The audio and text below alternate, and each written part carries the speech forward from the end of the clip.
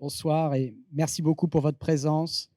Merci à toutes et à tous. Je suis vraiment très content, honoré d'être parmi vous ce soir, de pouvoir avoir cet échange. J'ai aussi hâte de répondre à vos questions.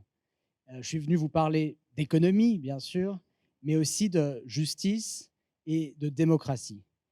Et je suis venu en particulier essayer de vous expliquer, vous aider à comprendre une anomalie qui se loge au sein de notre système fiscal, au sein même de notre contrat social, qui permet aux plus grandes fortunes du pays de payer, tout prélèvement obligatoire compris, à peu près 2 fois moins d'impôts que les autres catégories sociales. Une anomalie grave qui constitue une rupture du principe fondamental d'égalité devant la loi, d'égalité devant l'impôt, qui en France est non seulement un principe constitutionnel, puisqu'il est dans le préambule de la Déclaration des droits de l'homme, dans le préambule de la Constitution de la Ve République, mais qui est aussi un principe qui vient précisément de la Déclaration des droits de l'homme et du citoyen de 1789, qui, dans son article 13, pose le principe de l'égalité devant l'impôt. Il s'agit vraiment de questions qui touchent au cœur de notre contrat social, au cœur de notre République. Et donc, ce que j'aimerais faire, c'est d'abord permettre à tout le monde de bien comprendre le constat qui a été établi par différentes équipes de chercheurs. En France, ça a été mes collègues de l'Institut des politiques publiques, hébergés à l'École d'économie de Paris. Mais il y a d'autres équipes dans d'autres pays, dans une dizaine de pays maintenant, qui depuis quelques années ont travaillé en partenariat avec les administrations fiscales pour établir la réalité des contributions fiscales des plus fortunés aux finances publiques. Donc d'abord, essayer de comprendre le constat, précisément. Ces nouveaux travaux de recherche, qu'est-ce qu'ils nous disent? Et puis, deuxièmement, bien sûr, ce que j'aimerais vous expliquer, c'est les solutions qu'on peut envisager à ce problème. C'est l'impôt plancher que je défends, qu'on peut évidemment, comme toute idée, qu'il faut d'ailleurs critiquer, qui est perfectible, qui est améliorable. Il y a des arguments pour, il y a des arguments contre. On va essayer de balayer tout ça, de passer tout ça en revue. Mais d'abord, le constat. Donc le constat, le point de départ, si vous voulez, c'est que d'abord, il y a une opacité très forte sur la question des très grandes fortunes. D'accord ? Nos statistiques publiques, en général, en France, est de très grande qualité. Les statistiques de l'INSEE, de comptabilité nationale, les enquêtes auprès des ménages, etc. Tout ça, c'est tout un appareil statistique dans l'ensemble de très haut niveau, mais qui a un point aveugle, une lacune, qui est que tout cet ensemble de données publiques ne nous dit rien du montant des impôts payés par les plus fortunés, les très très riches, ni de leur patrimoine, ni de leurs revenus. C'est pour ça, d'ailleurs, que vous avez un certain nombre de magazines comme Challenge ou Capital ou Bloomberg ou Forbes qui ont essayé de combler ce manque et qui publient leur propre classement de fortune, leur propre estimation de la richesse des milliardaires. Il y a pas de statistiques publiques sur ces questions-là. Et même ces magazines-là, ils essaient d'estimer le patrimoine des personnes en question, des milliardaires, sur la base des informations disponibles dans le domaine public, mais ils ne nous disent rien du montant des impôts payés par ces personnes. C'est une information confidentielle sur laquelle rien ne filtre dans le débat public. D'accord ? Donc ce que différentes équipes de chercheurs ont essayé de faire, c'est précisément de dissiper cette opacité. En 2019, avec mon collègue Emmanuel Saez à l'université de Berkeley, on avait fait la première étude de ce type. On avait essayé d'estimer les impôts payés par les milliardaires américains et comment ça se comparait au taux d'imposition des autres catégories sociales. Et on avait trouvé que les milliardaires américains payaient à peu près 23% de leurs revenus en impôts, quand le contribuable moyen aux États-Unis paye 30%. D'accord ? Donc cette étude avait fait beaucoup de bruit, et ça a encouragé d'autres équipes de chercheurs dans différents pays à, en gros, essayer de faire la même chose en France, en Suède, en Norvège, en Italie, aux Pays-Bas, au Brésil, etc. Donc en France, comme je disais, c'est mes collègues de l'Institut des politiques publiques, et voilà le travail qu'ils ont réalisé. Essayons de bien comprendre ce dont on parle.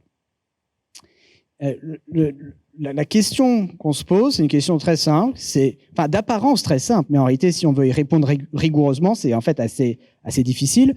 C'est la question de savoir quelles sont les taux de prélèvement obligatoires réels des différentes catégories sociales. Le taux de prélèvement obligatoire pour l'ensemble de la France, c'est ce qui est publié par l'INSEE, c'est le ratio total des prélèvements obligatoires qui sont acquittés par l'ensemble des acteurs économiques français par le PIB. D'accord ? Donc si on fait la somme de tous les prélèvements obligatoires, TVA, cotisation sociale, impôt sur le revenu, CSG, taxes foncières, etc. Faites additionnez tout ça et vous divisez par le PIB de la France, vous avez un taux de prélèvement obligatoire qui est de à peu près 43%. D'accord ? 43% du PIB. Si au lieu de diviser par le PIB, vous divisez par le revenu national, qui est une notion très proche du PIB, mais qui correspond à l'ensemble des revenus touchés par l'ensemble des résidents français, quelle que soit la nature que prennent ces revenus. Les salaires, les loyers, les bénéfices des entreprises, etc. En fait, la somme de tout ça, c'est le revenu national. Si vous divisez le total des prélèvements obligatoires par le revenu national de la France, vous avez un taux de prélèvement obligatoire qui est 50% du revenu national. Voilà, ça, c'est ce que paye le français moyen. D'accord ? En moyenne, nous vivons dans un pays où nous avons choisi de,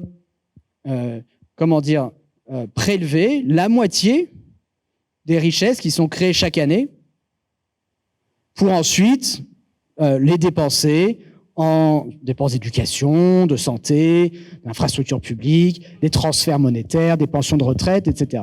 D'accord ? Donc c'est comme ça. Et c'est un taux relativement élevé, à l'évidence, 50%, dont, de mon point de vue, il faut plutôt se féliciter, car c'est cette dépense publique que permet l'impôt qui a été au cœur du développement économique de la France depuis un siècle. De la même façon que cette dépense publique a été au cœur du développement économique des pays nordiques, des pays scandinaves, qui sont, avec la France, avec les autres pays d'Europe occidentale, les pays qui ont la productivité la plus élevée, avec des niveaux d'inégalité par rapport aux autres pays qui sont parmi les plus faibles. Dans l'ensemble, tout ça est un grand succès, mais la contrepartie de ce modèle social, c'est qu'en moyenne, les Français sont assez lourdement imposés, 50%. Maintenant, question d'apparence très simple. Quel est ce taux de prélèvement obligatoire, non pas pour le Français moyen, mais pour les différentes catégories sociales? Si vous regardez les classes populaires, définies comme étant les 50% des Français qui ont les revenus les plus faibles, la moitié de la population. Il se trouve que depuis 2019, l'INSEE produit une estimation officielle du taux de prélèvement obligatoire, non pas seulement pour l'ensemble du pays, mais pour les grandes catégories sociales. Donc pour les classes populaires, ce que trouve l'INSEE, c'est que le taux de prélèvement obligatoire, c'est à peu près 40%. D'accord ? TVA, et la TVA, les autres impôts sur la consommation sont particulièrement lourds pour les ménages à relativement bas revenus. Puis ensuite, pour les classes moyennes, c'est-à-dire les 40% suivants, entre la médiane et les 10% les plus riches, le taux de prélèvement obligatoire monte à presque 50%, c'est-à-dire à peu près le taux pour le français moyen. Puis ensuite, pour les classes moyennes supérieures, pour les riches, à l'exception des ultra-riches, qui ne sont pas encore dans le champ de la statistique publique, ce taux continue à monter légèrement à un peu plus de 50%. Ça, c'est ce que disent les statistiques officielles de l'INSEE. Grosso modo, toutes les grandes catégories sociales, classe populaire, classe moyenne, les riches à l'exception des ultra-riches, payent peu ou prou 40, 50, 55% de leurs revenus en impôts, tout prélèvement obligatoire compris. Là, tout le monde peut faire ces calculs en utilisant les chiffres qui s'appellent de la comptabilité nationale dite distribuée, qui est publiée par l'INSEE depuis 2019. Ce que mes collègues de l'Institut des politiques publiques ont ajouté, c'est qu'ils ont dit « Ok, faisons le même calcul maintenant pour les milliardaires ». Et pour les milliardaires, ils ont trouvé un taux de prélèvement obligatoire de 25%. 25%, donc 2 fois moins que le français moyen, nettement moins que les catégories, que les classes populaires, que les classes moyennes, que toutes les autres catégories sociales. Donc c'est ça l'anomalie. D'où est-ce que ça vient? Quel est le problème? Le problème, fondamentalement, c'est que les très grandes fortunes ne payent pas ou presque d'impôts sur le revenu. Si on essaie de décomposer ces 25% de prélèvements obligatoires pour les milliardaires, on voit que ce n'est pas la TVA, ce n'est pas les taxes sur la consommation qui pèsent lourd. Si vous êtes milliardaire, c'est-à-dire votre fortune s'élève à plus d'1 milliard d'euros, vos revenus vont s'élever à des dizaines de millions, des centaines de millions par an. Votre consommation, elle est toute petite par rapport à ces revenus. Donc la TVA va être vraiment infinitésimale. Sur ces 25%, c'est à peu près 23% qui viennent de l'impôt sur les sociétés. Les milliardaires tirent leur richesse de la détention d'actions dans des entreprises, ils possèdent des entreprises, et ces entreprises, elles payent des impôts, de l'impôt sur les sociétés. Donc si on attribue l'impôt sur les sociétés aux actionnaires des entreprises correspondantes, on voit que les milliardaires, indirectement, via les entreprises qu'ils possèdent, ils s'acquittent d'à peu près 23% de leur revenu en impôt sur les sociétés. Et puis les 2% restants, pour passer de 23 à 25, c'est l'impôt sur le revenu des personnes physiques. Donc le taux effectif d'imposition sur les revenus pour les milliardaires, c'est seulement 2% de leurs revenus. Il y a quelque chose qui cloche. L'impôt sur le revenu, ça a été une grande innovation, une grande invention, un grand progrès démocratique et républicain du début du XXe siècle. Il a été voté pour la première fois par la Chambre des députés en 1909, après des années de débats virulents, bloqué par le Sénat jusqu'en 1914, et puis finalement adopté par le Sénat avec un taux de 2% sur les plus hauts revenus. Puis après la Première Guerre mondiale, les taux d'imposition pour les plus hauts revenus ont beaucoup augmenté, 50%, 60%, etc. Innovation considérable, car c'est l'impôt sur le revenu qui a été la pierre angulaire du développement de notre fiscalité moderne, de la fiscalité du XXe siècle, qui pendant des siècles avant avait reposé sur des taxes indirectes très injustes, des taxes sur le sel, etc., la gabelle. Et ce système fiscal moderne, où les plus riches, en principe, doivent payer au moins autant et en principe une plus grosse partie de leurs revenus en impôts que les moins fortunés, c'est lui qui a permis la construction de notre État social, notre État-providence, qui a joué un rôle si important dans le développement économique du pays. Mais le problème est le suivant. Ce dont on s'est rendu compte, c'est que plus d'un siècle après sa création, l'impôt sur le revenu reste une révolution inachevée. Tout simplement, les très grandes fortunes n'y sont toujours pas entrées. Pourquoi ? Parce que quand vous êtes extrêmement riche, en fait, c'est très simple de structurer votre fortune de façon à ce que cette richesse ne produise pas ou très peu de revenus taxables. Peut-être juste une anecdote pour que tout le monde comprenne ce dont on parle. Il y a quelques années, il y avait eu des révélations du média américain qui s'appelle ProPublica sur les impôts payés par les milliardaires américains. Et dans ces données fuitées, on voyait certaines années des personnes comme Elon Musk, Jeff Bezos, qui déclaraient très peu de revenus et qui payaient très peu d'impôts sur le revenu. Il y avait même une année, Jeff Bezos avait indiqué dans sa feuille d'impôt qu'il était tellement pauvre, il a dit « je suis tellement pauvre que je vais demander les allocations familiales ». Et il avait reçu les allocations familiales. C'était l'homme quasiment le plus riche du monde à l'époque. Et j'insiste sur le fait qu'il n'y a rien d'illégal là-dedans. C'est la façon dont le système fonctionne. Si vous vous êtes organisé pour n'avoir pas de revenus à déclarer, vous allez être considéré comme étant pauvre du point de vue de l'impôt sur le revenu. Comment est-ce qu'il faisait ? En tant que PDG d'Amazon, il ne se versait pas ou quasiment pas de salaire. Il ordonnait à Amazon de ne pas distribuer de dividendes. Il ne vendait pas d'actions Amazon, donc il ne réalisait pas de plus-value. Donc son revenu fiscal, son revenu du point de vue de la loi fiscale, était véritablement très faible, alors même que son véritable revenu économique, c'est-à-dire sa part à lui des bénéfices d'Amazon, et plus généralement sa capacité contributive, est à l'évidence extrêmement élevée. Ce que les études ont démontré, c'est que ce problème, ce n'est pas juste quelques cas isolés comme ça, c'est un problème systématique, c'est un problème structurel qu'on retrouve dans tous les pays, et en fait encore plus en Europe qu'aux États-Unis. Ça a été un des résultats les plus surprenants de ces différentes études internationales, c'est que finalement, les milliardaires américains, qui pourtant ne sont pas réputés pour leur forte contribution fiscale, eh bien, nos milliardaires à nous, en France et dans le reste de l'Union européenne, ils payent encore moins qu'eux. Ils payent encore moins qu'eux en raison du recours quasi systématique à une technique d'optimisation fiscale bien particulière qui s'appelle l'utilisation des sociétés holding, sociétés holding personnelles. Les sociétés holding, c'est quoi ? C'est simplement, vous mettez entre vous-même et votre patrimoine, si vous êtes très riche, votre patrimoine, c'est encore une fois surtout des actions dans les entreprises, vous allez interposer une structure qui s'appelle une société holding qui va être la détentrice d'un point de vue juridique des actions de l'entreprise, qui à ce titre va toucher les dividendes versés par l'entreprise, mais ces dividendes, s'ils restent dans la holding, ils ne sont pas fiscalisés, ou ils sont extrêmement peu fiscalisés. En 1933, il y avait eu des révélations du New York Times aux États-Unis sur les impôts acquittés par JP Morgan, qui était une des plus grandes fortunes américaines, grand banquier de l'époque. Et le New York Times avait révélé qu'en 1931 et 1932, JP Morgan n'avait pas payé d'impôt sur le revenu. Et alors là, les Américains avaient été très mécontents.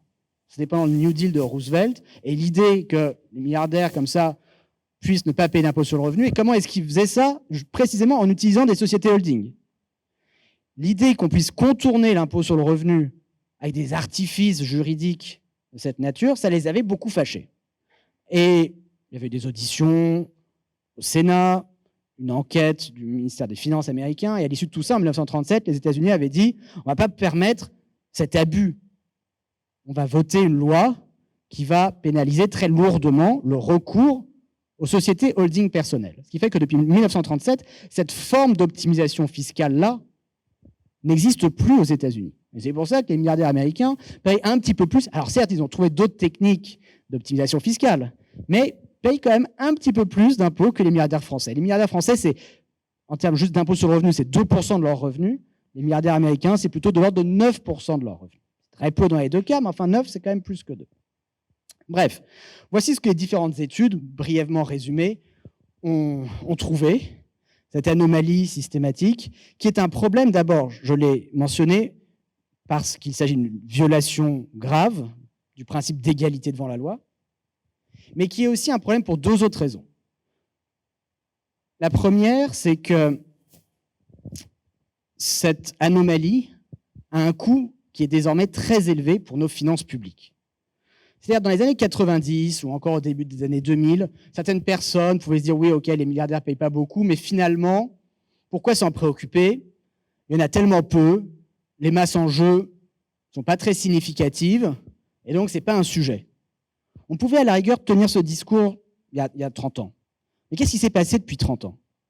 En 1996, le patrimoine des 500 plus grandes fortunes, recensé chaque année par le magazine Challenge, depuis 1996, en 1996, le patrimoine de ces 500 plus grandes fortunes représentait l'équivalent de 6% du PIB de la France. En 2024, le même magazine Challenge estime le patrimoine des 500 plus grandes fortunes 42% du PIB de la France. 6% du PIB de la France, ça veut dire, si vous taxez ces 6% à 2%, on va y revenir, ça permettrait mécaniquement de récolter à peu près 0,1 point de PIB de recettes fiscales sur ces 500 plus grandes fortunes. 6% fois 2%. On est dans l'épaisseur du trait. On peut se dire, pas la peine de se fatiguer. 42%, ça veut dire si vous taxez ces 42% du PIB à 2%, ça peut rapporter 0,8 points de PIB de recettes fiscales supplémentaires. Là, on parle quand même de masse financière assez importante, 20 milliards d'euros par an, dans un contexte où le déficit public de la France, pour la 4e année consécutive en 2026, va s'établir à 5% ou plus du PIB, un niveau, ça n'a jamais été vu dans l'histoire française, d'avoir 4 années de suite où le déficit est à ce niveau-là, 5% du PIB ou plus. Ça n'a jamais existé dans l'histoire de France, en dehors de périodes de guerre, de pandémie ou de graves crises économiques. Néanmoins, c'est notre situation actuelle, on le sait tous, on a des graves problèmes de finances publiques, on a un ratio de dette sur PIB qui va approcher les 120% cette année. Et donc, les économistes sont d'accord pour dire que si on veut ne serait-ce que stabiliser notre dette publique par rapport au PIB, stabiliser le ratio de dette sur PIB, il faut réduire le déficit public de l'ordre de 2,5 points. Il faut passer de 5% du PIB de déficit à environ 2,5% du PIB de déficit public. Il faut faire soit trouver des nouvelles recettes fiscales à hauteur de 2,5% du PIB. On peut trouver 0,8 points juste avec ces 500 plus grandes fortunes aujourd'hui, donc c'est à peu près un tiers de l'effort nécessaire. Donc ça, c'est l'enjeu en termes de finances publiques. Et puis, troisièmement, et sans doute le plus important, c'est la question, évidemment, des inégalités de patrimoine.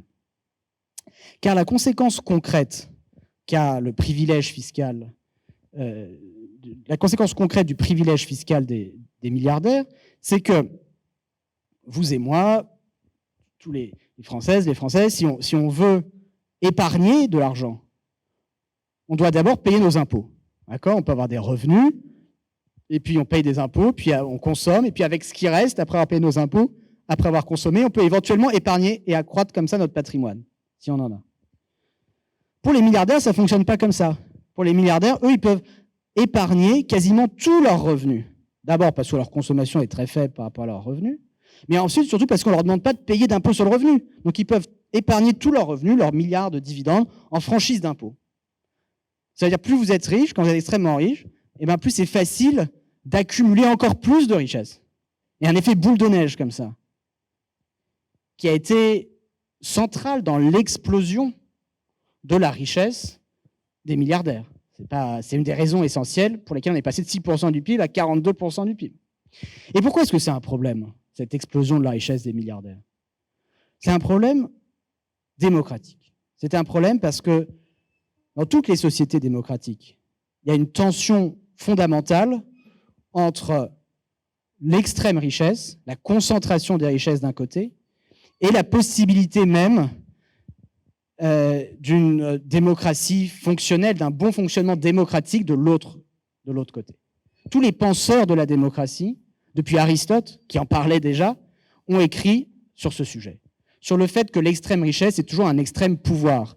C'est le pouvoir d'influencer l'idéologie dominante en achetant des médias. C'est le pouvoir d'influencer les politiques publiques. C'est le pouvoir d'acheter les élections, parfois. C'est le pouvoir d'influencer les marchés en rachetant des concurrents, etc., etc. Et donc, une concentration extrême des richesses vient toujours avec une concentration extrême des pouvoirs qui minent nos idéaux démocratiques. C'est ça les trois problèmes. Problème assez lourd. Mais j'aimerais finir en parlant de la solution qui me semble être la solution logique à ce problème. C'est l'impôt plancher de 2% que j'ai défendu et dont j'aimerais vous expliquer la philosophie et puis les différents paramètres. Il s'agit simplement de créer un nouveau principe, simplissime. On peut se demander, mais pourquoi est-ce qu'on ne l'a pas déjà fait depuis longtemps? Le principe que l'extrême richesse doit s'accompagner de contributions incompressibles à la solidarité nationale. C'est-à-dire, concrètement, qu'il doit y avoir un taux minimum d'imposition pour les ultra-riches. On se dit, mais c'est évident. Pourquoi est-ce que ça n'existe pas? Sauf que c'est écrit comme ça dans la loi d'aucun pays. Pour le moment, si une personne très fortunée s'est débrouillée comme Jeff Bezos pour déclarer aucun revenu, eh ben, c'est parfaitement légal. Il n'y a pas de minimum. Donc, l'idée, c'est d'abord de créer ce nouveau principe. Il doit y avoir une contribution incompressible, annuelle. Si vous êtes extrêmement riche, on peut débattre qu'est-ce que ça veut dire être extrêmement riche. J'ai proposé 100 millions d'euros. Il y a à peu près 1800 foyers fiscaux en France qui ont plus de 100 millions d'euros de patrimoine. Donc, si vous avez plus de 100 millions d'euros, vous devez payer un minimum incompressible. Bon, jusque-là, à mon avis, 99% des Français sont d'accord. Peut-être tous les Français, à l'exception des 1800. Première chose. La deuxième chose, entrons un peu plus dans le concret, comment calculer le minimum? Si ce taux minimum, si cet impôt minimum est calculé en pourcentage du revenu, ça ne fonctionne pas. Puisque tout le problème, je l'ai expliqué, c'est que les grandes fortunes se débrouillent pour déclarer peu de revenus. Donc, il faut calculer le minimum en pourcentage de quelque chose qui est beaucoup plus dur à manipuler, c'est-à-dire le patrimoine lui-même. D'où le principe de l'impôt plancher, exprimé en pourcent du patrimoine. Bon, je pense que jusque-là, l'immense majorité, non seulement de Français, mais des peuples du monde entier sont d'accord avec ce principe. L'impôt plancher sur le patrimoine. Et puis maintenant, alors quel devrait être le taux? J'ai proposé que le taux de cet impôt plancher soit de 2%. 2% du patrimoine. Pourquoi 2% du patrimoine? Il y a une petite arithmétique, une petite gymnastique à faire entre revenu et patrimoine. En gros, pour résumer, si vous créez ce plancher de 2% en pourcent du patrimoine, ça permettrait de s'assurer que les ultra-riches paieraient en impôts, tout prélèvement obligatoire compris, autant en proportion de leurs revenus que les autres catégories sociales. C'est-à-dire qu'avec ce taux plancher de 2% sur les patrimoines, leur taux de prélèvement obligatoire, tout impôt compris, passerait grosso modo de 25% à 50-55% de leurs revenus. Pourquoi? Parce que pour les milliardaires, le revenu, c'est à peu près 6% de leur patrimoine. C'est-à-dire le rendement sur la fortune, c'est à peu près 6%.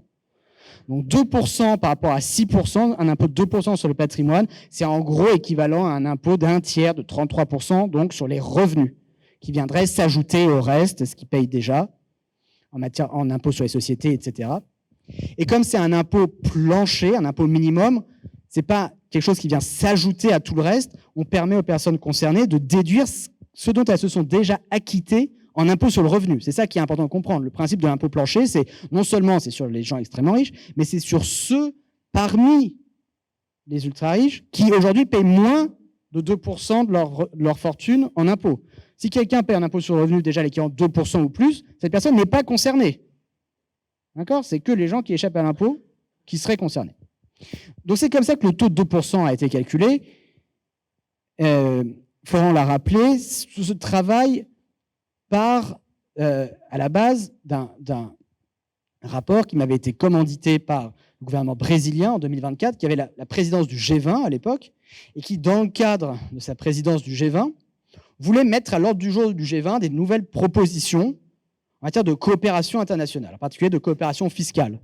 Et donc, ce que je leur avais dit à l'époque, je leur avais dit, écoutez, en 2021, il y a 130 pays, grâce en particulier au G20, qui se sont mis d'accord sur le principe d'un taux minimum d'imposition pour les grandes entreprises multinationales.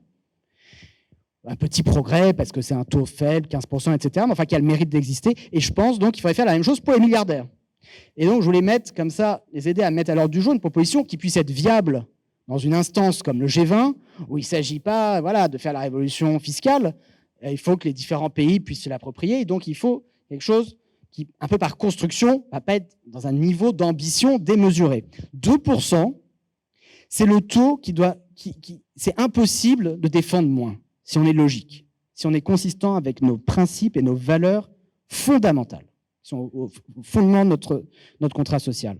Pourquoi? Parce que choisir un taux inférieur à 2%, ce serait reconnaître que les milliardaires ont le droit de payer moins d'impôts que le reste de la population. Or, l'interprétation la plus conservatrice qu'on peut faire du principe d'égalité devant l'impôt, c'est précisément que les personnes les plus riches ne devraient pas avoir le droit de payer moins que les autres catégories sociales. Il y a bien sûr tout un débat légitime à avoir sur le juste degré de progressivité, sur le bon degré de progressivité de l'impôt, c'est-à-dire à quel point les plus riches devraient payer plus en pourcent de leurs revenus que les autres catégories sociales. C'est normal d'avoir des avis différents sur la question. Ce sera toujours un aspect central du débat politique. Les gens de gauche préfèrent plus de progressivité, les gens de droite préféraient moins de progressivité. C'est un sujet compliqué, c'est normal d'avoir des désaccords, c'est facile d'aller trop haut, d'aller trop bas, on peut se tromper, et c'est très bien, c'est normal, c'est très sain d'avoir ce débat. Mais personne ne doit pouvoir accepter que les milliardaires puissent payer moins que le contribuable moyen ou que les classes moyennes. Donc c'était ça le raisonnement.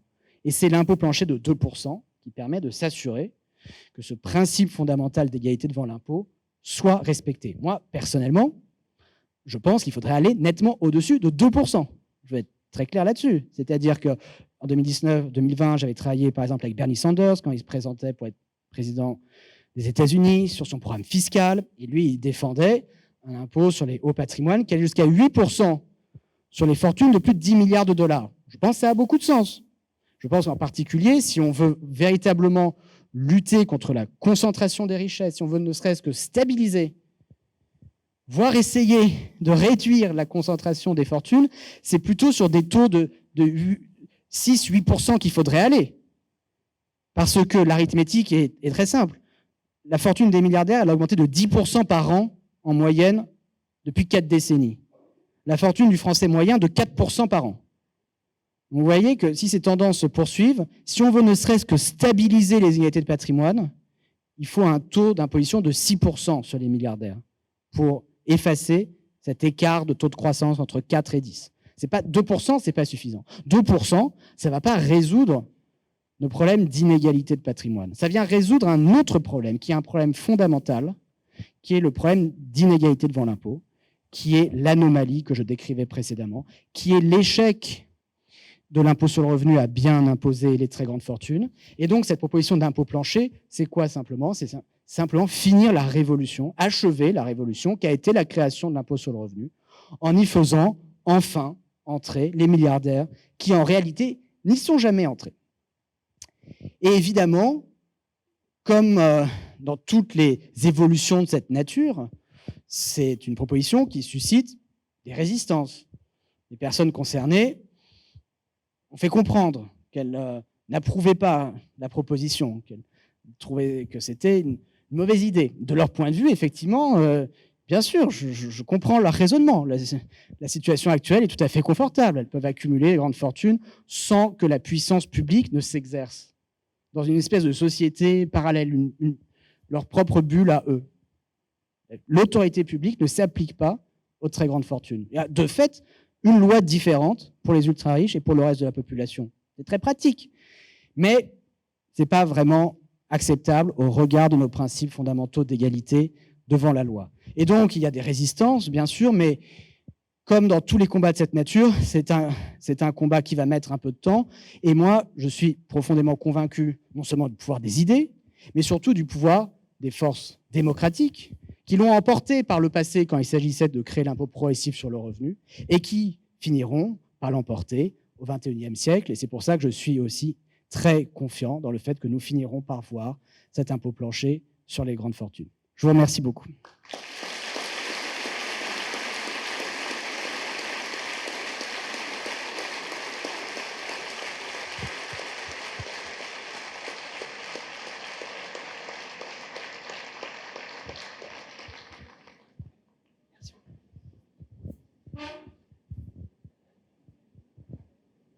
Est-ce qu'on a deux micros peut-être, ouais. Je sais pas si marche. Ouais, peut-être en dessous. Ouais, ok. Je suis pas habitué. Je suis pas assez habitué.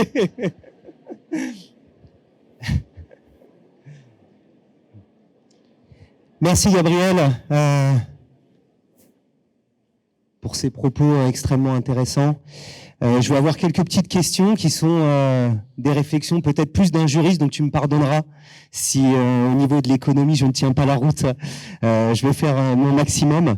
Ce que je retiens beaucoup de ce que tu viens de dire, c'est l'importance de l'histoire du droit fiscal.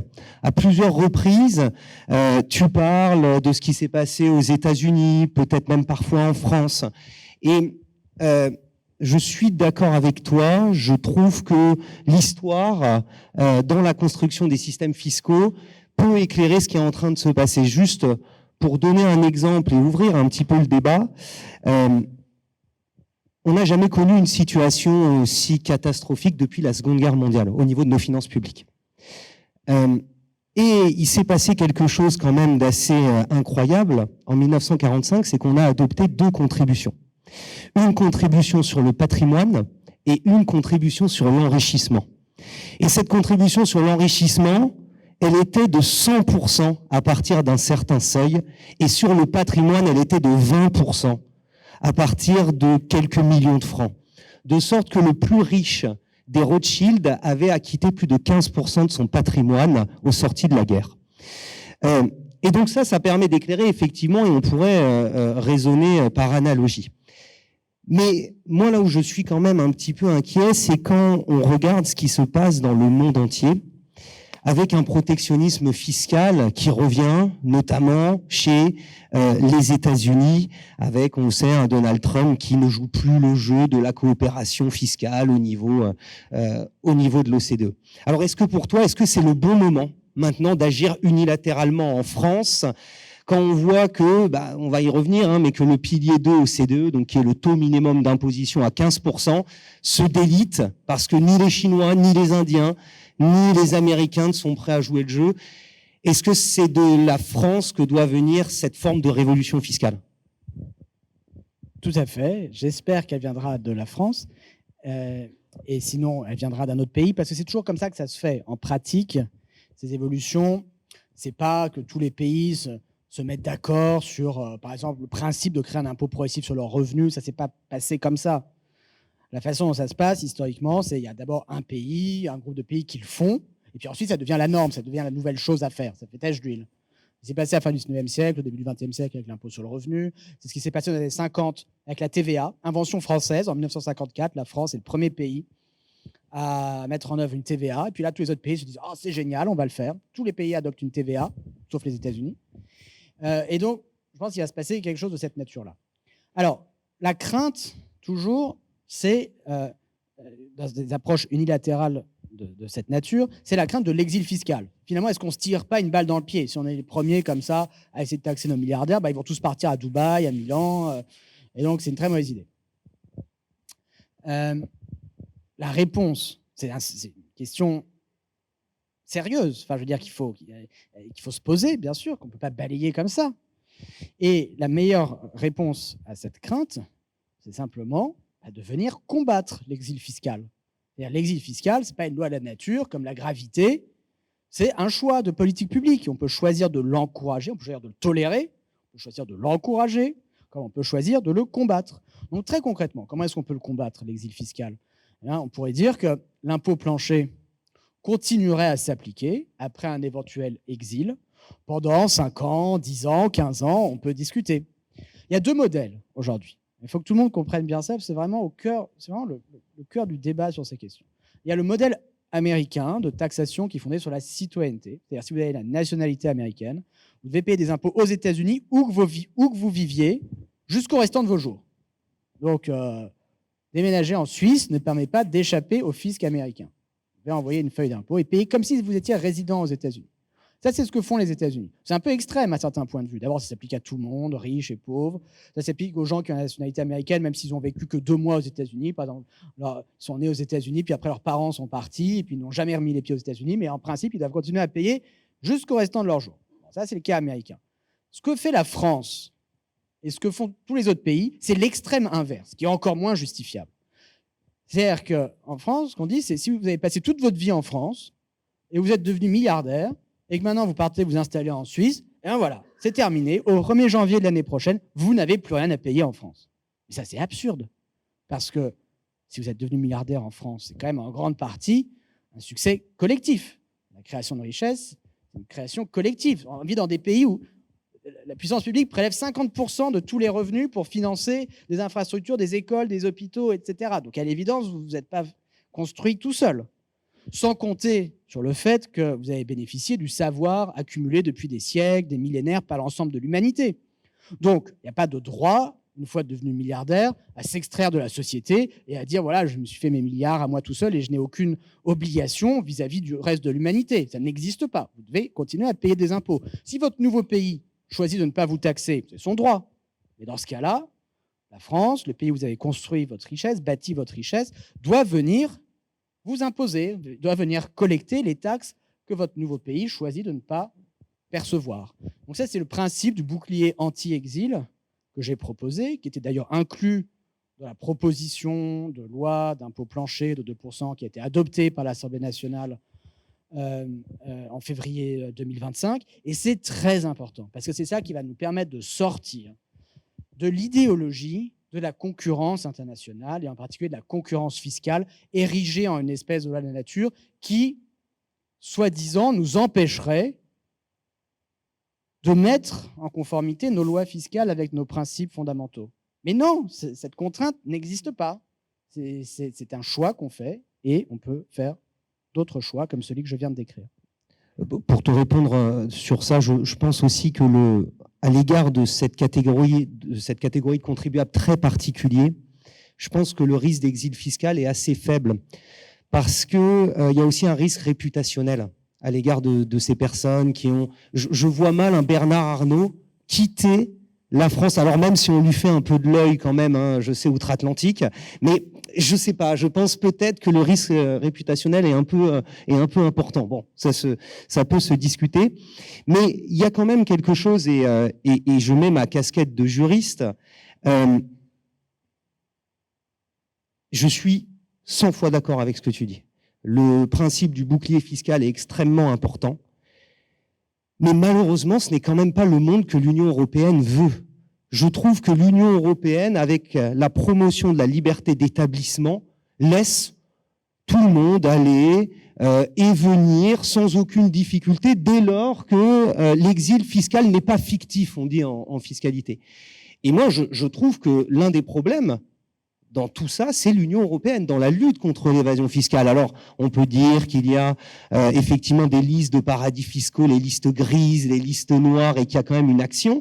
Mais l'Union européenne, par le biais de son interprétation des libertés fondamentales, facilite cette forme d'évasion fiscale. Et c'est pour ça, d'ailleurs, que le territoire européen, c'est le territoire d'élection de toutes les pratiques d'évasion fiscale. On n'a pas besoin d'aller aux Bermudes, on n'a pas besoin d'aller aux îles Vierges pour payer moins d'impôts. On a les Pays-Bas, on a Malte, on a l'Irlande. Alors, il fait un peu moins chaud, mais il y a quand même pas mal de choses à faire. Et donc, toi, est-ce que tu considères que l'Union européenne a une bonne action dans ce domaine? Comment est-ce que tu vois ça? Parce que, en tout cas, il me semble que pendant des décennies, on a construit une jurisprudence qui, bien sûr, luttait contre les montages qu'on dit artificiels dénués de substances économiques, mais sorti de ça, l'implantation dans différents pays est quand même facilitée. On avait eu ce débat sur l'exit tax au début des années 2000 et j'ai l'impression que tant qu'il n'y a pas une prise de conscience au niveau de l'Union européenne, c'est dur d'agir en France. Écoute, je suis vraiment d'accord sur le fait que l'Union européenne a organisé la concurrence fiscale internationale, facilite la délocalisation des bénéfices dans les paradis fiscaux. Vous avez 1 000 milliards d'euros de bénéfices qui sont réalisés chaque année par les sociétés multinationales du monde entier, mais qui se retrouvent délocalisés fictivement dans des territoires offshore. Mais pour la moitié, c'est au sein de l'Union européenne. C'est effectivement l'Irlande, les Pays-Bas, le Luxembourg, etc., Malte. Donc, je suis d'accord avec tout ça. Maintenant, sur la question spécifique de la taxation des milliardaires et de la faisabilité d'un bouclier anti-exil, c'est-à-dire une taxation des non-résidents après leur départ, en réalité, je ne pense pas que l'obstacle, ce soit l'Union européenne. Pourquoi ? Parce que, effectivement, il y a le principe fondamental de libre circulation des personnes au sein de l'Union européenne. Mais, dans le mécanisme que je décris, ça ne vient pas entrer en conflit avec la libre circulation des personnes, puisque ce que je décris, ce bouclier anti-exil, consiste simplement à créer une neutralité fiscale. C'est-à-dire que les milliardaires auraient à payer l'impôt plancher, 2%, de la même façon qu'ils vivent à Paris, à Bruxelles, à Dublin, à Malte. Dans tous les cas, les 2% s'appliquent. Donc, ça ne vient pas poser d'obstacle à la mobilité. Ça vient effacer une incitation à se délocaliser pour des raisons fiscales. Ça vient effacer un avantage fiscal à se délocaliser dans les paradis fiscaux. Mais ça ne pose aucun obstacle à la mobilité. C'est pour ça que je pense que ce bouclier anti-exil, il est parfaitement compatible avec les traités européens et en particulier avec le sacro-saint principe de libre circulation des personnes. Très bien. Alors, pour continuer sur notre discussion, il y a aussi quelque chose, alors moi, qui m'intéresse tout particulièrement dans ma recherche, c'est ce qu'on appelle les niches fiscales, ce qu'on appelle ces avantages fiscaux qui sont accordés à certaines catégories de contribuables. Et si nous sommes en France les champions du monde des taux d'imposition, en tout cas, on est les champions du monde des niches fiscales aussi. On est le 2e meilleur pays. On a une assiette qui est extrêmement mitée, ce qu'on dit en droit fiscal. Et je voulais avoir ton regard sur ça, sur les niches fiscales, par exemple, le mécénat d'entreprise. Alors, on sait que Bernard Arnault, pour sa fondation LVMH, a récupéré 60% des dépenses de construction, donc ça s'est élevé à plus de 500 millions d'euros. Donc ça a permis effectivement de valoriser et sa marque et son entreprise. Quel est ton regard sur ça ? Parce que on en discutait, on a envie que ça avance, mais on aimerait que ça avance encore plus vite. Et ça fait par exemple des décennies que nos gouvernants nous disent il faut supprimer des niches fiscales. Il y en a qui sont inefficaces. En 2011, on avait eu un comité d'évaluation des niches fiscales extrêmement pertinent avec plusieurs dizaines de milliards de niches fiscales à supprimer. Résultat, rien du tout. Et à l'automne dernier, Amélie de Montchalin, alors ministre de l'Action et des Comptes Publics, avait dit qu'elle allait refaire une évaluation de ces niches fiscales, alors qu'on avait tout. On a le substrat, on a les choses à faire et malheureusement, ce qui manque, c'est une vision politique, c'est un courage politique, et c'est de transcender les clivages idéologiques liés à l'impôt. Donc, est-ce que, toi, quel est ton regard sur les niches fiscales ? Plusieurs choses. D'abord, une des raisons pour lesquelles j'aime bien le principe de l'impôt plancher, de l'impôt minimum, c'est qu'il vient s'attaquer à toutes les techniques d'optimisation fiscale, quelles qu'elles soient. Et donc, c'est une façon de prendre le mal à la racine. C'est-à-dire, finalement, si vous êtes extrêmement riche, vous avez plein de possibilités d'échapper à l'impôt et à toutes ces niches fiscales.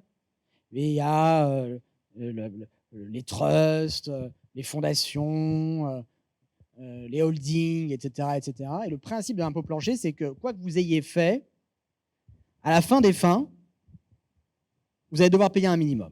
Donc on s'attaque à la racine On s'attaque radicalement au problème. Ce qui ne veut pas dire qu'en plus de ça, il ne faudrait pas s'attaquer aussi aux niches fiscales. Je pense que c'est nécessaire.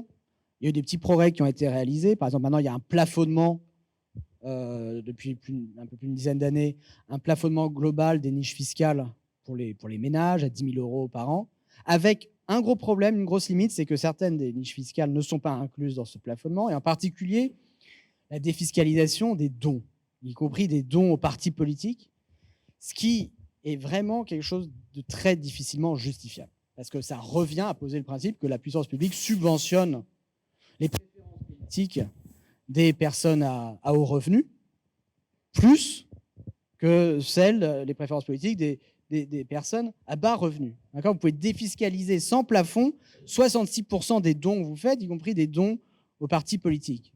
Une personne déjà qui serait non imposable ne va pas bénéficier de ça, mais une personne qui paye beaucoup d'impôts, donc qui a très haut revenu, 66% de ses dons à des partis politiques vont être remboursés par la puissance publique. Là, il y a vraiment quelque chose d'inacceptable. Voilà, pour moi, c'est la niche fiscale numéro 1 à remettre en cause. Voilà. Non, mais je suis d'accord. Je suis d'accord avec toi. Peut-être encore 2 questions et puis ensuite on passera aux questions du public. Mais il y a aussi, nous, en droit fiscal, je sais qu'en tant que juriste et en tant qu'économiste, vous avez peut-être la même distinction entre impôt de rendement et impôt comportemental. Est-ce que vous avez cette distinction ou pas? Oui, d'accord, parce que c'est nous ce qui nous permet d'étudier notamment la jurisprudence du Conseil constitutionnel et de savoir ce que le législateur peut faire dans la création de l'impôt. Je trouve ce qui est assez remarquable dans ta proposition, c'est qu'elle est un peu les deux. C'est-à-dire qu'elle est de rendement parce qu'on va prendre sur une assiette très large avec un petit taux, ce qui est pour moi le synonyme d'un bon impôt, et elle est comportementale parce que à un moment on dit stop, c'est-à-dire qu'il n'y a pas les 2% et donc on va prélever le différentiel, un peu d'ailleurs sur la même ligne que le pilier 2 au CDE avec le taux minimum d'imposition pour les entreprises multinationales. Moi, je voulais avoir ta vision sur les impôts comportementaux. Est-ce que tu penses que c'est l'avenir de la fiscalité? Ou alors est-ce qu'il faut avoir une vision plutôt de rendement budgétaire? Alors juste pour expliquer un petit peu, moi ce que je trouve en tout cas être une erreur de l'État français, c'est de voir l'impôt essentiellement, voire exclusivement comme une ressource d'urgence immédiate. C'est-à-dire ne pas construire une fiscalité cohérente sur le moyen et le long terme. Parce qu'en France, on a des impôts comportementaux qui sont extrêmement balbutiants. Dès qu'il y a une crise, on adopte un impôt pour essayer d'abonder les caisses de l'État. Et d'ailleurs, on le voit avec la taxe sur les holdings, avec la contribution exceptionnelle, ça ne marche jamais. Alors, est-ce qu'on le fait exprès ou pas? Parce que juste pour donner un exemple, la contribution sur les énergéticiens, donc les super profits, on pensait récolter 10 milliards, on n'en a même pas récolté 1.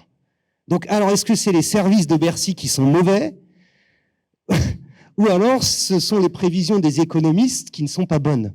Comment est-ce qu'on fait? Et alors, si on ne peut plus croire l'impôt en tant que ressource budgétaire, est-ce qu'il ne faut pas simplement des impôts comportementaux? Parce qu'un bon impôt comportementaux, c'est un impôt qui ne rapporte rien.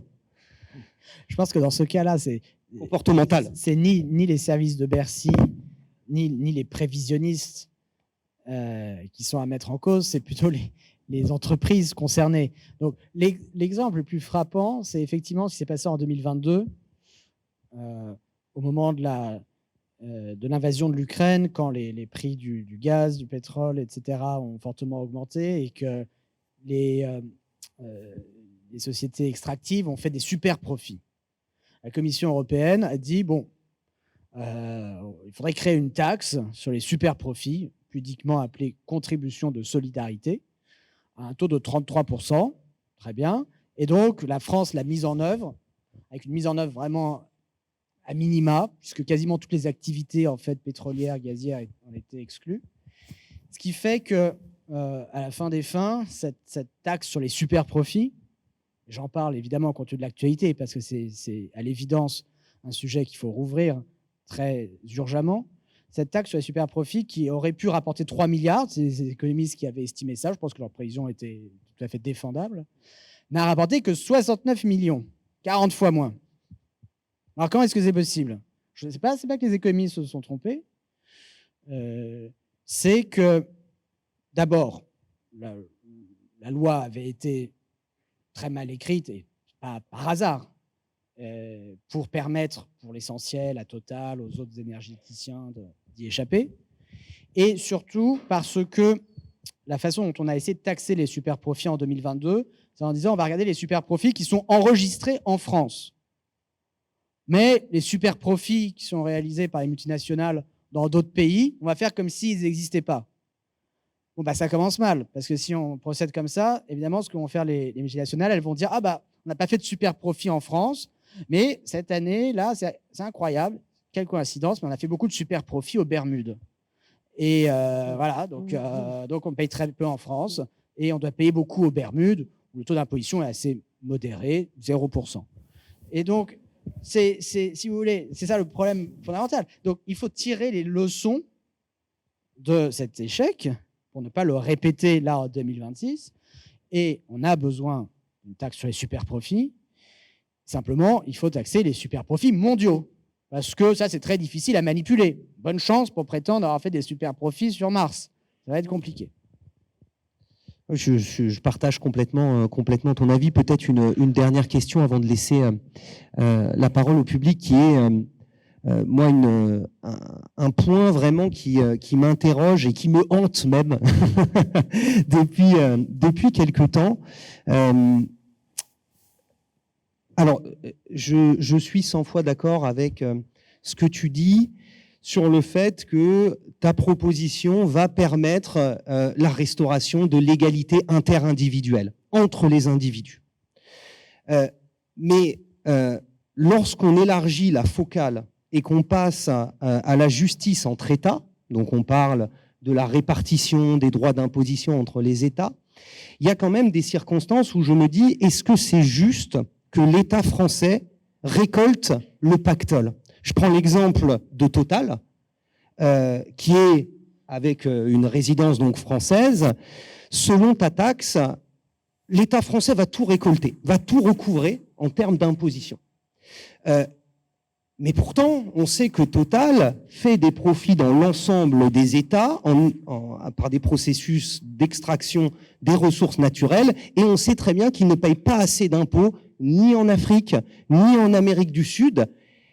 Et le problème, c'est que si on adopte ce qu'on appelle une taxe État de résidence, et ce qui est très bien, eh bien finalement, on remonte l'ensemble de l'argent de ces milliardaires en France, alors même que leur richesse a été créée grâce à une forme d'extraction des ressources naturelles. Péréco, la famille Péréco, c'est pareil. Alors, c'est pas pour tous les milliardaires, hein, mais ça, comment tu vois la...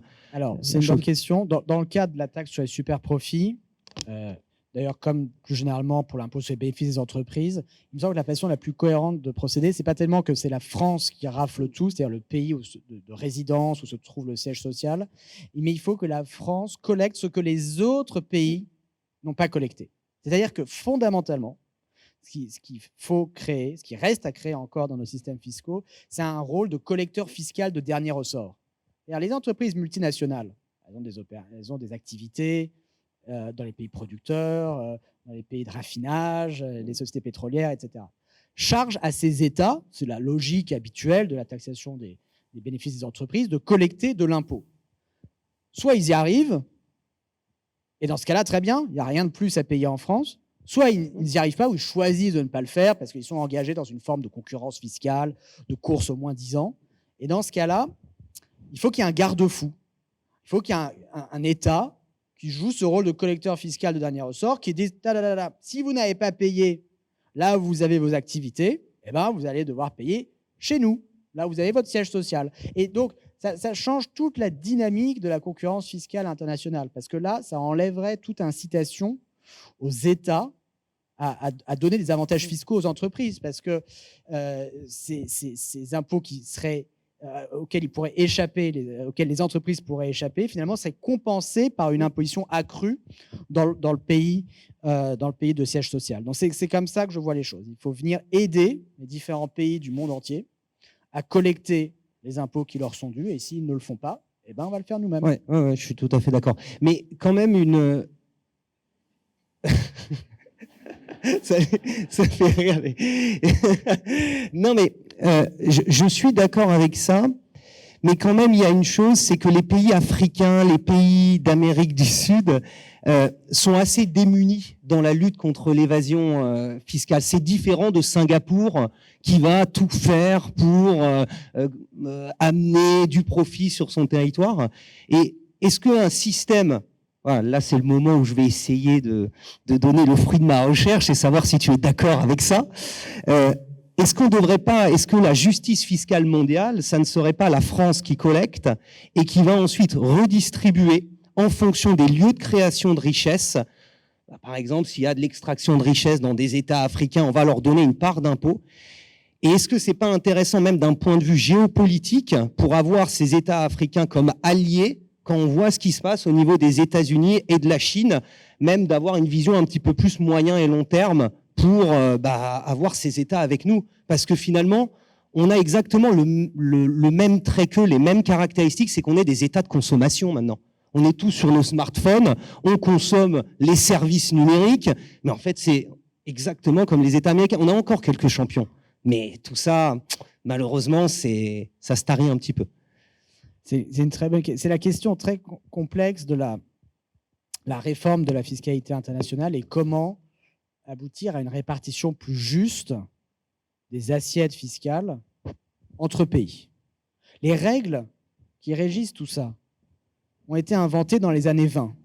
Ça commence à dater sacrément. Dans les années 20, au moment justement, juste après la création de l'impôt sur le revenu, qui s'est accompagné de la création de l'impôt sur les sociétés, et au début de la naissance des sociétés multinationales, la Société des Nations, l'ancêtre de l'ONU, a commencé à se préoccuper du risque de double taxation. Et donc, elle a demandé à une commission de 4 économistes d'inventer des règles pour éviter, pour organiser, si vous voulez, la taxation internationale. C'est-à-dire quel pays a le droit de taxer quel bénéfice. Et ces braves économistes ont fait du mieux qu'ils pouvaient. Et ils ont inventé tout un système abracadabrantesque, le système des prix de transfert. Alors, il faut prétendre que les différentes filiales d'une société multinationale, en fait, sont indépendantes les unes des autres et elles se facturent des biens et des services les unes aux autres, au prix de marché, etc. Et puis, à la fin de ce processus, il y a un certain montant de profit qui est enregistré dans la filiale brésilienne, française, canadienne, etc. Ce système est complètement périmé.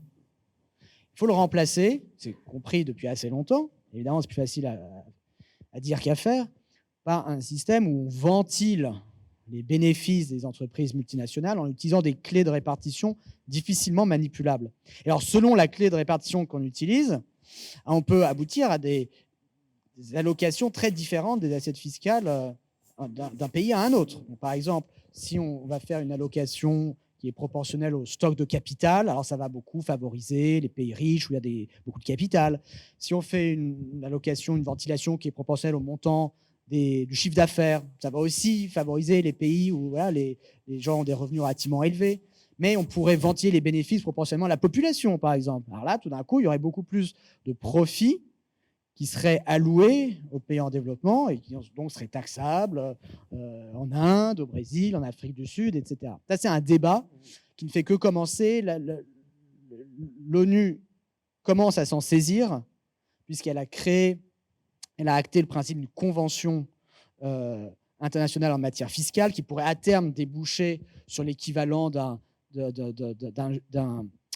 GIEC pour la fiscalité. C'est un processus qui va mettre encore des années. Mais c'est un chantier extrêmement important pour l'avenir. Merci pour tout. Et maintenant, c'est le temps des questions. Allez-y.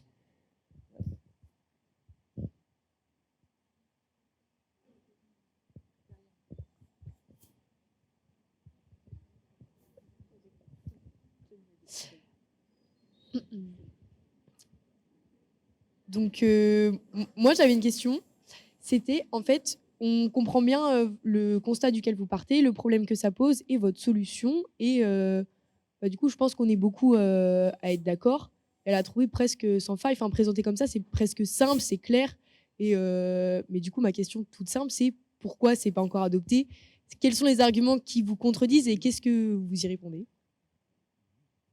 Merci beaucoup. Alors, pourquoi est-ce que c'est pas déjà adopté? Alors, première chose, ces évolutions, j'en ai parlé rapidement, mais ça met toujours du temps. C'est pas, ça arrive jamais qu'il y a une proposition, une nouvelle idée, c'est pas une idée très complexe, mais encore une fois, ça n'existe pas dans nos législations, ce principe de l'impôt plancher, et c'est jamais le cas que ce genre de changement se fait en quelques semaines ou en quelques mois, mais toujours un petit peu de temps. Pourquoi dans ce cas précis? Simplement en raison de la résistance des contribuables concernés. Et en particulier, dans le cas de la France, il faut bien dire les choses telles qu'elles sont, en raison de l'emprise des milliardaires sur le débat démocratique dans notre pays. Puisque, tout le monde le sait, 80% de la presse privée est possédée par à peine une dizaine de milliardaires, 95% de la presse économique, et c'est le Financial Times lui-même qui l'écrivait il y a quelques mois, la Bible du libéralisme anglo-saxon, qui disait, noir sur blanc, ce qu'on ne peut plus lire dans la presse économique française, à savoir que la France, plus que tout autre pays d'Europe occidentale, se caractérise par l'emprise de ces milliardaires sur la vie politique de la nation, et en particulier le débat d'idées, le débat qui constitue le cœur de la vie démocratique du pays. Ça, c'est un obstacle qu'il ne faut pas minimiser, qu'il ne faut pas sous-estimer, qu'il ne faut pas non plus surestimer. C'est-à-dire que la stratégie qui consiste, et qu'on a vu se déployer à l'automne, à utiliser ces différents médias, ces différentes chaînes de télévision, ces différentes radios, cette presse économique, pour attiser des craintes, pour hystériser le débat. Elle peut fonctionner un temps, elle peut fonctionner quelques semaines, elle peut fonctionner quelques mois. Mais les paramètres fondamentaux du problème sont à la fois tellement simples, tellement clairs, et la demande démocratique, la demande populaire qui s'exprime est évidente, toutes les enquêtes d'opinion en témoignent, que j'ai aucun doute qu'à terme, cette stratégie finira par échouer et qu'on verra une forme d'impôt plancher. À nouveau, tout est à discuter, le seuil d'entrée dans le dispositif, le taux, etc. Mais qu'on verra une forme d'impôt plancher être in fine adoptée, tout comme s'est passé la même chose au moment de la création de l'impôt sur le revenu. Et c'était les mêmes stratégies d'influence, les mêmes formes d'emprise, les mêmes craintes qui étaient agitées à l'époque, au début du XXe siècle. C'était l'idée, si vous taxez les revenus, ça va tuer l'esprit d'entrepreneuriat, ça va rendre la France beaucoup moins compétitive par rapport à ses voisins, etc. Un peu les mêmes arguments que ce qu'on entend aujourd'hui. Mais quand on relit ces débats, on regarde tout ça avec plus d'un siècle de recul, bon, tout le monde se rend compte que l'impôt sur le revenu, non seulement n'a pas tué l'esprit d'entrepreneuriat ou la croissance française, mais au contraire, c'est l'inverse. La productivité a été multipliée par 10 depuis le début du XXe siècle. Et donc là, comme je l'ai expliqué, il s'agit simplement de venir parachever cette révolution. Bonjour. Moi, j'avais une question. Pourquoi on ne pourrait pas, soit à la place de l'impôt plancher, soit potentiellement en plus, aussi encadrer juridiquement, par exemple, le système des holdings, qui a un peu un flou juridique, que beaucoup de milliardaires utilisent, et d'autres systèmes, comme vous expliquez, les fondations, par exemple? Oui, c'est une très bonne question. Pourquoi est-ce qu'on ne s'attaque pas au holding, après tout? Comme les Américains. 1937, les États-Unis disent ça suffit. Aucune raison à l'impôt sur le revenu de façon comme ça, fictive, en interposant une société holding personnelle, on va l'empêcher, on va l'interdire. Donc pourquoi ne pas le faire? Je pense qu'il faudrait le faire. Ce serait une bonne chose. Mais je pense que ce serait aussi nettement insuffisant. On le voit dans le cas américain. Ça n'a pas permis de régler l'essentiel du problème. L'essentiel du problème, c'est que quand vous êtes extrêmement riche, il y a toute une panoplie de stratégies que vous pouvez déployer pour minimiser votre revenu fiscal, votre revenu taxable. Alors c'est vrai qu'en France et dans l'Union européenne, c'est tellement facile avec la technique des sociétés holding que voilà, toutes les grandes fortunes le font. Mais si on les interdisait de le faire, qu'est-ce qui se passerait? Regardez ce que fait quelqu'un, par exemple, comme Warren Buffett aux États-Unis. Warren Buffett, lui, tout simplement, il a transformé son entreprise, qui a un gros conglomérat coté en bourse, qui s'appelle Berkshire Hathaway, en une espèce de holding géante. Dans cette société, Berkshire Hathaway, ce qu'elle fait, c'est qu'elle investit, elle rachète des actions d'autres entreprises, puis elle ne verse jamais de dividendes. Tout l'argent reste dans Berkshire Hathaway, et donc le prix de l'action augmente, ça vaut des centaines de milliers de dollars maintenant, etc. Et donc, Warren Buffett, comme ça, il n'a pas de dividendes, il ne vend jamais ou presque d'actions, donc il n'a quasiment pas d'impôt à payer lui-même. Donc, c'est une des techniques qu'on peut utiliser, même si on interdit les holdings. En fait, on peut toujours transformer les sociétés opérationnelles en sociétés holding. Donc, c'est la limite du dispositif américain. J'ai mentionné aussi l'exemple de Jeff Bezos ou Musk. Bon, ils n'ont pas de holding, hein, mais ça ne les empêche pas, certaines années, de payer zéro ou presque, tout simplement, en ne se versant pas de salaire, en ne se versant pas de dividendes. Et puis après, s'ils ont besoin de financer leur train de vie, ils peuvent toujours aller emprunter un peu d'argent à la banque, etc. Et c'est comme ça que ça se passe aux États-Unis. Donc, oui, pour interdire, comme les Américains l'ont fait depuis près d'un siècle, l'utilisation des sociétés holding personnelles, mais attention, ce n'est pas suffisant. Il faut apprendre de l'expérience historique et en particulier de l'expérience américaine. Et c'est ça, moi au début, honnêtement, j'étais comme vous. C'est-à-dire que je pensais qu'il fallait simplement s'attaquer au holding et que ça résoudrait le problème. Mais après, en regardant plus les chiffres, ce qui se passait plus aux États-Unis, comment les grandes fortunes s'étaient adaptées, je suis arrivé à la conclusion qu'il fallait un petit peu innover et qu'on avait besoin de ce nouveau dispositif plus complet et donc plus efficace, qui est l'impôt plancher. Bonjour, merci pour votre intervention.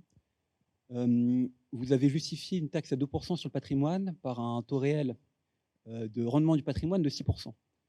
Pourtant, le taux de rendement de livret A est de 1,5%. Et classiquement, un rendement de 6% est justifié par le risque. Quid des situations où ce risque ne se concrétise pas et où le rendement réel d'un millionnaire serait de 2%, 1%, voire 0%. Dans ce cas, cette taxe serait équivalente à une taxe sur le revenu de 100%, 200%, voire 10 000%. Vous avez parfaitement raison. Et néanmoins, même dans ce cas-là, l'impôt plancher continue à se justifier. Donc, je vais essayer de bien l'expliquer. C'est une question très importante. Donc, en moyenne, le rendement sur le patrimoine des très grandes fortunes, des centimillionnaires, des milliardaires, c'est 6%. C'est-à-dire, en gros, ça correspond au ratio des bénéfices réalisés par les entreprises divisé par la valeur de ces entreprises. En moyenne, vous pouvez faire ce calcul pour les grandes sociétés du CAC 40, etc., à peu près 6%. Donc ça veut dire déjà, avec 6%, c'est en moyenne nettement supérieur à 2%. Et donc, pour les gens qui touchent 6%, aucun problème pour payer l'impôt plancher de 2%. Maintenant, évidemment, c'est une moyenne. Donc, c'est pas ça ne capture pas tous les cas. Il va y avoir des personnes qui ont un rendement de plus de 6%, et puis il va y avoir des personnes qui ont un rendement de moins de 6%. Ça peut être 2%, ça peut être 0%. Ça peut être l'exemple toujours utilisé des fondateurs de licorne.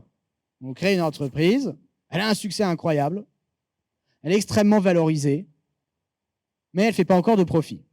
Et donc, vous êtes milliardaire, mais il n'y a pas de revenus encore, il n'y a pas de profit qui pourrait être utilisé, donc sous forme de dividendes, qui pourrait être utilisé pour payer l'impôt plancher. Donc, d'abord, ces cas-là, ils existent, mais ils sont rares, ils sont très rares. Si vous prenez les 1800 foyers fiscaux qui seraient concernés par l'impôt plancher, on parle peut-être de quelques dizaines de cas de créateurs, de licornes qui seraient dans cette situation d'illiquidité réelle, c'est-à-dire où leur patrimoine, valorisé à plus de 100 millions d'euros, ne génère pas encore de revenus sonnants et trébuchants. Première chose. Dans l'immense majorité des cas, il faut bien comprendre, c'est que quand les milliardaires prétendent avoir des problèmes de liquidité, avoir un petit rendement, ne pas toucher beaucoup d'argent, c'est en toute hypocrisie, c'est parce qu'ils organisent leur propre illiquidité en laissant l'argent dans les holdings. Et donc, ils disent « Oh là là, j'ai très très peu de revenus ». Bah oui, mais c'est parce que vous êtes organisé précisément pour avoir très peu de revenus, pour échapper à l'impôt sur le revenu. Ça, en général, c'est ça. Maintenant, donc, il y a les cas réels, l'illiquidité est réelle, comme les cas des fondateurs de licorne. Le principe de l'impôt plancher continue à s'appliquer. Parce que le principe fondamental, l'idée qui me semble la plus importante dans tout ça, c'est simplement que l'extrême richesse, quelle que soit sa nature, quel que soit son rendement, quels que soient les mérites de son propriétaire, quelles que soient les innovations qu'il ait pu faire, l'extrême richesse doit s'accompagner d'une contribution fiscale minimale. Il n'y a pas de droit, si vous êtes milliardaire, à payer zéro. Et ça doit s'appliquer même aux fondateurs de Licorne. Pourquoi ? D'abord, c'est une question de principe fondamental. C'est-à-dire que ce n'est pas possible qu'il y ait des gens qui ont une fortune extraordinaire et qui puissent ne pas avoir à participer à nos besoins et à nos dépenses collectives. Je pense que c'est difficilement justifiable parce que s'ils ont une énorme fortune, c'est parce qu'ils ont bénéficié eux-mêmes de nos dépenses collectives d'éducation, d'infrastructures, de services publics, etc., etc. Et surtout, fondamentalement, parce qu'on en revient à ce point essentiel, la grande richesse, c'est toujours un grand pouvoir. Et je vais vous l'illustrer très concrètement dans le cas de Musk. Parce que l'argument que vous venez de mentionner, beaucoup de gens le formulaient aussi aux États-Unis en 2019, 2020, quand il y avait tout un tas de débats dans les présidentielles américaines sur la création d'un impôt progressif sur les grandes fortunes américaines. Et l'exemple qui était toujours utilisé, c'était Elon Musk, qui à l'époque était le Arthur Mensch américain, si vous voulez. Donc il était milliardaire, mais sa société Tesla ne faisait pas de bénéfices. Il n'avait jamais fait de bénéfices. Il n'y avait pas de revenus. Donc le rendement était zéro. Et donc, il y a tout un tas de gens qui disaient, mais voilà, il n'y a pas de liquidité, comment pourrait-il payer l'impôt? C'est injuste. Qu'est-ce qui s'est passé après? En 2022, Elon Musk s'est réveillé un beau matin, et bien que n'ayant pas de liquidité, il s'est dit, j'ai envie de racheter Twitter. Il a trouvé 44 milliards de dollars, un claquement de doigts, pour racheter Twitter. Voilà, la liquidité, elle s'est matérialisée très, très rapidement. Il a été à la banque, il a dit, vous voyez, j'ai toutes ces actions Tesla, ça vaut une fortune, prêtez-moi 44 milliards, et puis moi et mes amis, on va racheter Twitter. Très bien. Il a transformé ensuite en une machine au service de différentes causes idéologiques, politiques, dont la réélection de Donald Trump. Tout ceci l'amenant, in fine, à devenir sur un poste de quasi-ministre à Washington, avec toute l'attitude pour sabrer dans la dépense publique aux États-Unis, etc., avec des conséquences très réelles. Ce que ça illustre, c'est que la richesse, même si elle ne génère aucun revenu, elle n'est jamais virtuelle. L'extrême richesse, elle est toujours réelle. Et c'est en tant que telle qu'il est parfaitement légitime de dire, puisque ça existe, la grande fortune, la grande richesse, toujours un grand pouvoir, peut-être un pouvoir qui n'est pas toujours utilisé, mais qui peut être utilisé d'un claquement de doigts. C'est en tant que tel qu'il faut poser ce principe que l'extrême richesse doit s'accompagner de contributions incompressibles à la solidarité nationale. Bonjour, je voulais revenir, je suis ici. Bonjour, je voulais savoir s'il existe un État ou des États qui, eux aussi, penchent sur un impôt plancher, justement. Et il me semble que les pays scandinaves, notamment le Danemark ou peut-être la Norvège, ont déjà un impôt qui ressemble à celui que vous proposez. Et s'ils ont déjà pu avoir un retour sur expérience, et peut-être que ça pourrait aussi appuyer le débat public pour inciter les gens à soutenir ce genre d'initiative. Merci. Merci beaucoup. Alors, il n'y a aucun pays qui a encore... qui a créé un impôt plancher sur les très grandes fortunes. D'une façon générale, il y a tout un tas de pays qui ont taxé les hauts patrimoines avec l'ISF en France et des impôts équivalents en Allemagne jusqu'en 1995, au Danemark jusqu'en 1997, en Suède jusqu'en 2007, en Norvège encore aujourd'hui. La Norvège a un impôt sur la fortune, etc. Mais ces impôts sur la fortune, dans l'ensemble, marchent très mal. Et j'ai été un peu, honnêtement, traumatisé. J'ai passé beaucoup d'années à les étudier dans différents pays et j'ai été un peu traumatisé par ce que j'ai trouvé, qui est que dans l'ensemble, cette expérience n'est vraiment pas du tout probante. L'ISF étant un cas particulièrement extrême où, de fait, les milliardaires ne payaient pas l'ISF. L'ISF créé en 1980 comme impôt sur les grandes fortunes, immédiatement, on sort les plus grandes fortunes de l'assiette de l'ISF en disant, bon, les personnes qui possèdent beaucoup d'actions dans une entreprise, plus de 25% du capital d'une entreprise, on va appeler ça bien professionnel, notion qui n'existe dans aucun manuel d'économie, et puis on va sortir les biens professionnels de l'assiette de l'ISF. Conséquence concrète, à la veille de l'abolition de l'ISF en 2016, le taux effectif d'ISF pour les milliardaires français, c'était 0,005%. Là, il y a une faillite intellectuelle et politique considérable, dont on peut regarder de deux façons. On peut la regarder d'une façon, on peut dire, bon, on a essayé de taxer les grandes fortunes, et ça n'a pas marché, et donc ça ne peut jamais marcher, ça ne pourra jamais marcher, circuler, il n'y a rien à voir. Deuxième façon, un peu plus constructive, je pense, essayer de tirer les leçons de ces expériences passées ou des expériences internationales, par exemple la Norvège ou la Suisse ou l'Espagne qui ont encore un impôt sur la fortune, comprendre les problèmes qui se posent et est-ce que ces problèmes ont des solutions. Et la réponse est oui, ces problèmes, ils ont des solutions. Il faut pas exonérer les milliardaires. Ça, c'est vraiment pas une bonne idée. Il ne faut pas écrire dans la loi les milliardaires sont exonérés. Ça, c'est pas bon. Ça va pas fonctionner. Donc, il faut un impôt sans échappatoire possible. C'est le principe de l'impôt plancher qui s'applique, quelles que soient vos circonstances. Et c'est pour ça, en particulier, que je ne suis pas du tout favorable à des exonérations pour les créateurs de start-up, pour les gens qui auraient des problèmes de liquidité. Non, pas du tout. C'est justement en ayant appris cette expérience internationale que je pense qu'il faut poser le principe qu'il n'y a pas d'échappatoire possible. Si vous êtes extrêmement riche, vous devez payer, quelles que soient vos circonstances individuelles particulières. Il y avait d'autres problèmes qui se posaient, les problèmes d'exil fiscal qui n'avaient jamais été traités. La réponse, c'est le bouclier anti-exil que j'ai décrit. Donc, c'est en fait, d'une certaine façon, l'impôt plancher que je propose, c'est un peu l'opposé. C'est de prendre le contre-pied de l'ISF. C'est l'inverse de l'ISF à bien des égards. L'ISF commençait relativement bas dans la distribution des patrimoines, enfin relativement bas quand même, c'était pour des gens quand même très riches, mais 1 million d'euros de patrimoine, alors que là, l'impôt plancher commencerait à 100 millions d'euros. C'est vraiment une population différente. On parle des ultra-riches. L'ISF, quand c'est à 1 million, taxait les riches, mais pas les ultra-riches. Les milliardaires, je l'ai rappelé, en étaient de fait exonérés. Là, c'est l'inverse. On commence à 100 millions, mais on va bien les taxer. Aucune échappatoire possible. Donc, de ce point de vue-là, c'est un peu l'opposé. Et je pense que c'est très important, si on recrée une forme d'imposition des grandes fortunes, de ne pas retomber dans les pièges de l'ISF et de démontrer très concrètement qu'on a appris notre leçon. Et que cette fois, la puissance publique va s'assurer que les milliardaires sont soumis à la même loi et à la même autorité que le reste de la population. Donc, on va bien les taxer. Voilà la leçon qu'on peut tirer des expériences internationales et des expériences historiques en matière d'imposition des grandes fortunes. Et ce sera la dernière question. Oui, bonjour. Je me disais, en fait, est-ce qu'on ne pourrait pas complètement substituer l'impôt sur le revenu à l'impôt sur la fortune, et qu'en fait, que chaque personne paye en fonction de ce qu'il a et pas en fonction de ce qu'il touche par mois?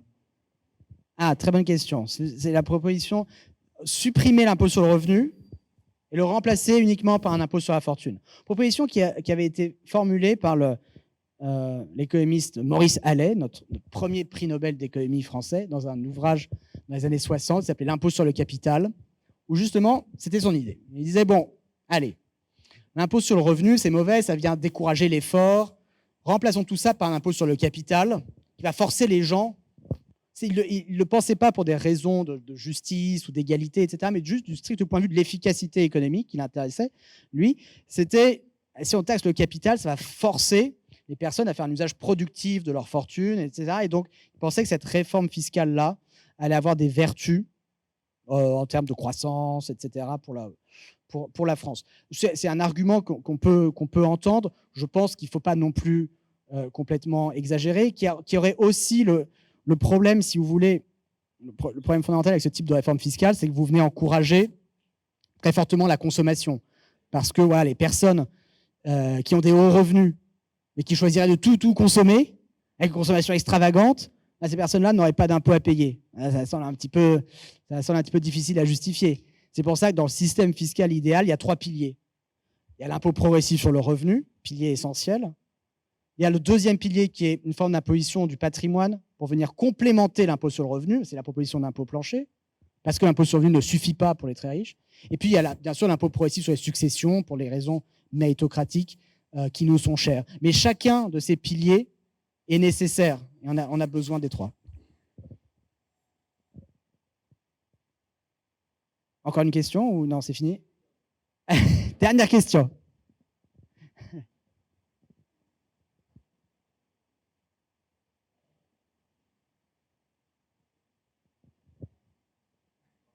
Un, deux, ouais, c'est bon. Déjà, merci à vous deux pour vos interventions, c'était super intéressant, donc merci beaucoup. Moi, j'avais une question, ça sort un petit peu, enfin, ça va sur le droit pénal. C'est sur votre avis sur les conventions judiciaires d'intérêt public, parce que, en soi, ça permet aux ultra-riches de leur redonner encore du pouvoir en essayant d'esquiver une condamnation pénale. Et donc, je voulais avoir votre avis dessus, parce qu'on parle d'égalité devant l'impôt, peut-être commencer par l'égalité devant la justice là-dessus. Et... Ah, vous me posez une colle. Pouvez-vous d'abord nous expliquer à tous et à moi Ok. en particulier ce que font ces conventions? Donc, oui, bien, j'ai bien retenu le cours. Donc, en gros, les conventions judiciaires d'intérêt public, c'est un accord avec l'administration fiscale. Donc, en fait, imaginons que on ait une grosse fortune et qu'on fraude, on va sur le terrain du pénal. Eh ben, on peut trouver un accord avec l'administration fiscale pour éviter un procès et une condamnation au pénal, et donc ne pas avoir de casier judiciaire. Donc, c'était ça.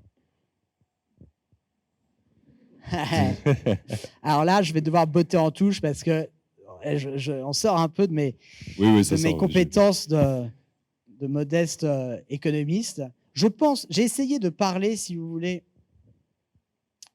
d'approcher ces questions avec la perspective qui est la mienne, qui est la perspective d'un économiste, mais aussi, je pense, la perspective juridique est importante, et en particulier ce sur quoi je ne réponds pas directement à votre question, mais c'est pour montrer que j'essaie quand même de me préoccuper de ces perspectives-là. Ce qui me semble vraiment important, vous n'avez pas posé la question qui revient souvent dans ces débats, qui est: est-ce que l'impôt plancher ne serait pas anticonstitutionnel? La question juridique souvent qui est posée. Et la façon dont à ce sujet, c'est précisément d'expliquer pourquoi la proposition que je défends, non pas, c'est pas qu'elle est anticonstitutionnelle, c'est que c'est l'inverse, c'est que c'est une mise en conformité de nos lois fiscales telles qu'elles existent avec notre principe constitutionnel fondamental d'égalité devant l'impôt. Donc je botte un petit peu en touche par rapport à votre question sur les conventions, mais c'est pour dire généralement qu'on a besoin d'un dialogue qui peut être très fructueux et qui est nécessaire entre les économistes, les juristes et plus généralement les différentes sciences sociales. Merci beaucoup.